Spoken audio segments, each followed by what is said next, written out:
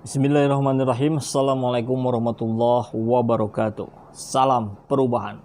Sahabat semua, saya dapatkan kabar yang cukup miris dari tanah Maluku. Ya, ini kabar yang membuat saya kira semua rakyat Indonesia yang memiliki jiwa NKRI, yang memiliki wawasan kebangsaan yang baik, tentu akan merasa miris mendengar berita ini. Judulnya, ganti bahasa Inggris, bahasa Cina segera masuk kurikulum lokal di Maluku Utara. Ya, kita tahu bahasa Inggris masuk karena itu adalah bahasa yang digunakan dalam kita berkomunikasi dengan masyarakat dunia yang sudah disepakati. Tapi kemudian nampaknya bahasa Inggris sudah tidak dianggap penting sehingga digantikan oleh yang lebih penting, yaitu bahasa Cina. Kenapa bisa sampai begini? Kita simak kabarnya ya. Penguasaan bahasa Cina menjadi tantangan tersendiri bagi tenaga kerja lokal atau putra daerah untuk masuk bekerja pada perusahaan asing yang berinvestasi di wilayah Maluku Utara. Langsung ketahuan ya. Artinya, banyak perusahaan asing berinvestasi di tanah Maluku Utara. Dan itu adalah para pengusaha Cina yang mereka nampaknya tidak mau belajar bahasa Indonesia. Bukankah ada aturannya bahwa mereka yang datang ke sini mereka harus bisa berbahasa Indonesia? Atau kalau untuk pengusahanya itu tidak berlaku? Atau para pengusaha dari Cinanya itu juga tidak bisa berbahasa Inggris? Ini kan kita ada di negara mana? Kita ada di negara Indonesia. Syarat untuk bekerja kita harus belajar bahasa Cina karena pengusahanya orang Cina.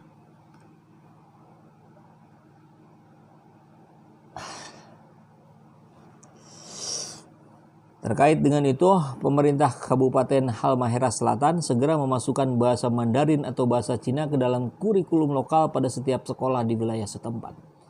Ya, merekanya sih pada akhirnya kan harus berhadapan dengan realita. Bahwa realitanya orang-orang di sana, pemuda di sana yang memungkinkan pekerjaannya adalah masuk ke perusahaan-perusahaan asing itu. Syarat bahasa Mandarin bagi calon pekerja di setiap perusahaan pertambangan masih menjadi kendala bagi putra daerah kita.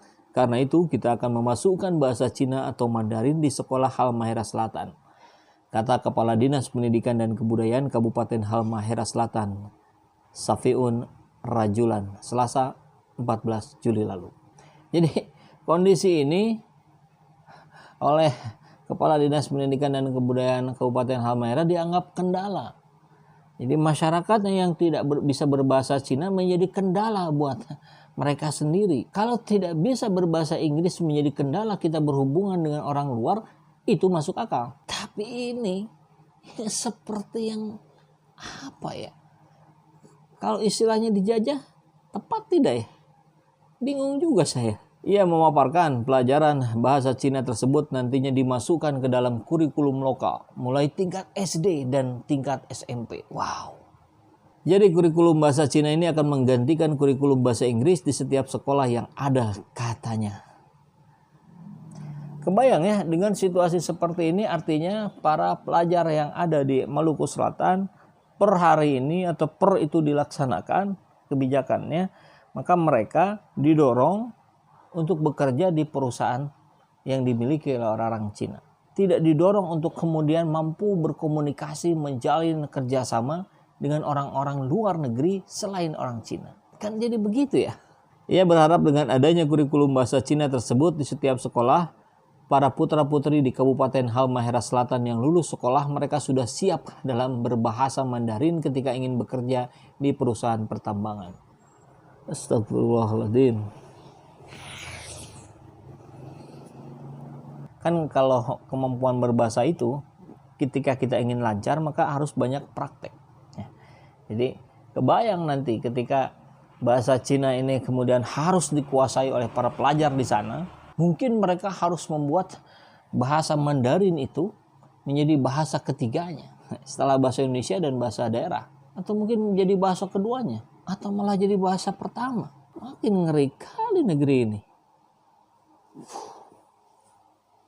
Oke, saya kira dinas pemerintah pusat di Jakarta harus mengambil sikap. Ini satu sisi betul kita membuka ruang investasi di negeri ini, tapi juga tidak bisa sampai menggadaikan harga diri kita sebagai orang Indonesia yang berbahasa Indonesia. Ini hal penting. Pak Nadiem harus segera bicara, jangan terlalu fokus pada persoalan yang ada di Jakarta. Kalau ini beneran berlanjut, saya kira bukan tidak mungkin akan diikuti oleh daerah-daerah lain. Mau semuanya kemudian akan menjadi seperti di Maluku Utara ini. Dan buat sahabat semua yang di Maluku, khususnya Maluku Utara, saya kira apa yang saya sampaikan ini adalah bentuk kepedulian saya terhadap sesama rakyat Indonesia yang memiliki jati diri kebangsaan Indonesia. Bekerja memang harus, mencari nafkah memang wajib, tapi sebaiknya itu tidak lantas melunturkan jati diri kita sebagai orang Indonesia